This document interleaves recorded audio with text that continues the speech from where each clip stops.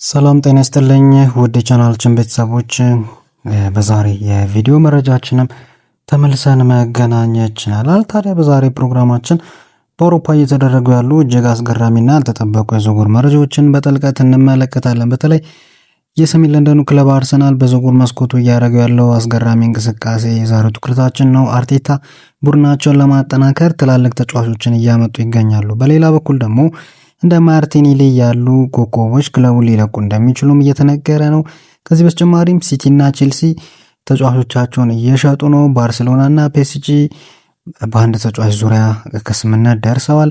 ሊቨርፑል በቢሊዮን ፓውንድ የሚቆጠር የባለቤትነት ድርሻ ሽያጭ ማድረጉንም ተመለከትን። ከሜዳ ውጪ ደግሞ በኤምሬትስ ስቴዲየም አቅራቢያ የሚገኘው የአርሰናል ሱቅ በዘራፊዎች መሰበሩን የሚገልጽ አሳዛኝ ዜናም ተመልክተናል እና እነዚህን እንዲሁም ደግሞ ሌሎች በርካታ መረጃዎችንም ይዘን መተናል። ታዲያ ከጀርባቸው ያሉ ጥልቅ መረጃዎችንም ይዘላችሁ ነው የቀረብነው። ቪዲዮ ረጅም ሊሆን ስለሚችል ታዲያ እናንተ ገና ከሆኑ ቪዲዮ ላይ ካርጋችሁ ሰብስክራይብም አርጋችሁ ሀሳብ አስተያየቶቻችሁን ደግሞ ኮሜንት ሴክሽን ላይ እያስቀመጣችሁ እስከ መጨረሻው አብራችሁ እንድትቆዩ ስንል በታላቅ አክብሮት እንጋብዛለን።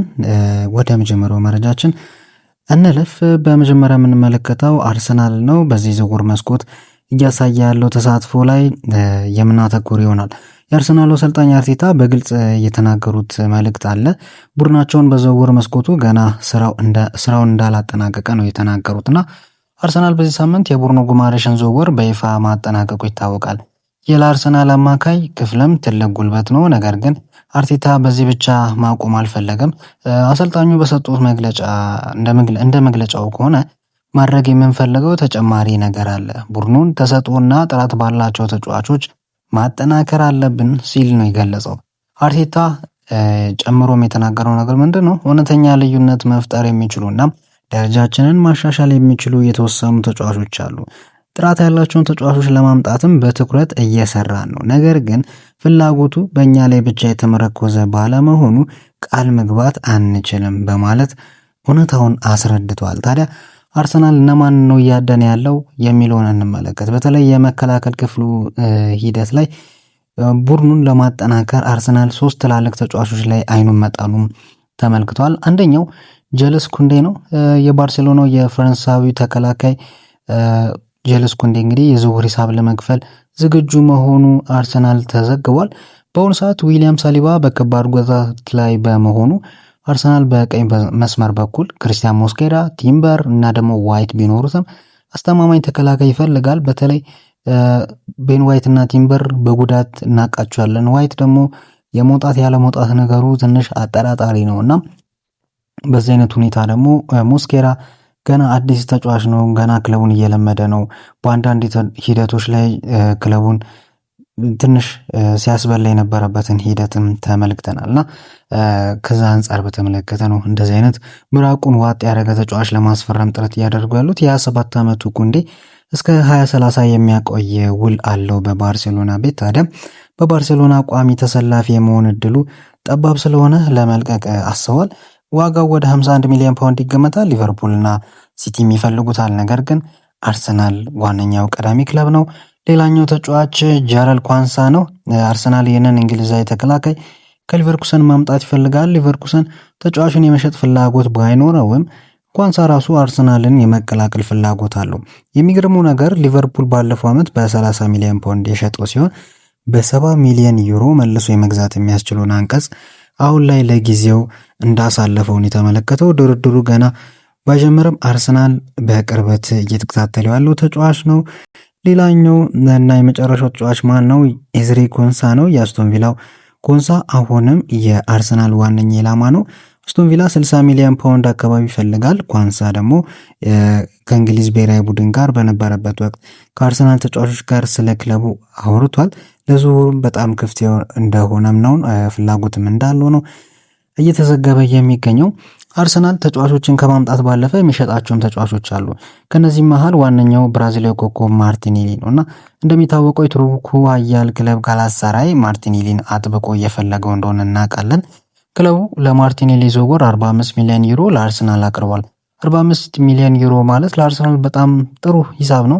በመሆኑም አርሰናል ይህንን ሂሳብ ከተቀበለ ማርቲኔሊን ለመሸጥ ሙሉ በሙሉ ዝግጁ መሆኑ ተዘግቧል። ነገር ግን እዚህ ጋር አንድ ትልቅ ችግር አለ። እሱም የተጫዋቹ ፍላጎት ነው። ጋብሪኤል ማርቲኔሊ አርሰናልን የሚለቅ ከሆነ መሄድ የሚፈልገው ከአውሮፓ 5ቱ ታላላቅ ሊጎች እንግሊዝ፣ ስፔን፣ ጣሊያን፣ ጀርመን ወይም ደግሞ ፈረንሳይ ሊጎች ውስጥ አንዱ እንደሆነ ነው የተዘገበው። ወደ ቱርክ ሊግ ማምራት አይፈልግም። ስለዚህ ጋላታሳራይ ጠንካራ ፍላጎት ቢያሳይም 45 ሚሊዮን ዩሮ ቢያቀርብም የቱርኩ ክለብ የተጫዋቹ ምርጫ ሊሆን አይችልም ተብሎ በሰፊው እየተነገረ ይገኛል። ከዚሁ ጋር በተገናኘ ስለ ጋላታሳራይ ካነሳን አይቀር ትልቅ መረጃ አለ። ናይጄሪያዊ አጥቂ ቪክተር ኦሲሜንን በተመለከተ ነው። ኦሲሜን አርሰናልን ጨምሮ ከበርካታ የአውሮፓ ታላላቅ ክለቦች ጋር ስሙ ሲያያዝ ቆይቷል።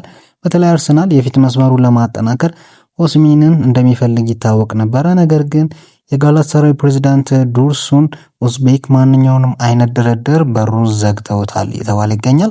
ፕሬዚዳንቱ በሰጡት ጠንካራ መግለጫ ኦሲሜን አይሸጥም፣ የትኛውም አይነት ገንዘብ ቢቀርብልን ኦሲሜንን አንሸጠውም፣ አቋማችን ግልጽ ነው ሲል የተናገሩት። ለኦሲሜን $1 ቢሊዮን ቢቀርብልን እንኳን ፈጽሞ አንሸጠውም በማለት አርሰናልን እና ሌሎችንም ፈላጊ ክለቦች ተስፋ ማስቆረጣቸውን የተመለከትነው። ይህ አባባል ኦሲሜን ለክለቡ ምን ያህል አስፈላጊ እንደሆነ በግልጽ የሚያሳይ መረጃ ነው ተብሎ ተወስዷል። እስኪ ከዝውውር ትንሽ ወጣ እንበልና ወደ ከአርሰናል ጋር ወደ ተገናኘው ሌላ አስገራሚ መረጃ እንለፍ። በለንደን ከተማ እንግዲህ የተፈጠረ ጉዳይ ነው። በኤምሬትስ ስቴዲየም አቅራቢያ የሚገኘው የአርሰናል መደብር ወይም ደግሞ ሱቅ በዘራፊዎች ተሰብሯል።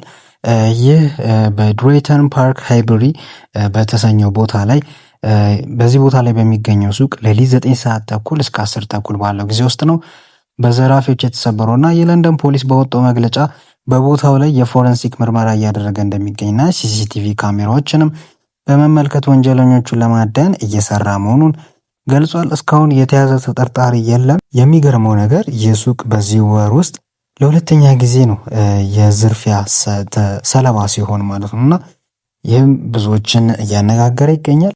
ወደ ሌላኛው የእንግሊዙ ኃያል ክለብ ሊቨርፑል ስናልፍ ከሜዳ ውጪ ትልቅ ክስተትን አስተናግዷል።